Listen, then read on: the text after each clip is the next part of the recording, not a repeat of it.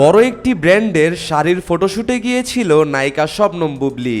সেখানে একের পর এক শাড়ি চেঞ্জ করে রং বেরঙের ছবি তুলছিল এই নায়িকা। যেহেতু বড় একটি ব্র্যান্ডের ফটোশুট, সেহেতু অনেকগুলো শাড়ি বারবার চেঞ্জ করে করে তারপর ছবি তোলা লাগছে। এই শাড়ি চেঞ্জ করার সময়ই বুবলি একটি বড় ভুল করে বসেন।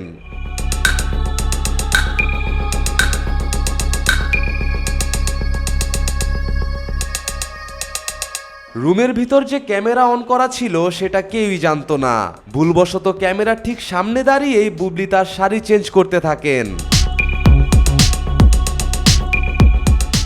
তবে বুবলি খুবই গোছালো একটি মেয়ে, সে জানেও না ক্যামেরা যে অন আছে, তবুও কি সুন্দর করে তিনি শাড়িটা পরছেন, দেখতে এক ফোঁটাও খারাপ লাগছে না। উল্টো যারা শাড়ি পরতে পারে না তারা এই ভিডিও দেখে শাড়ি পরা শিখে যাবে।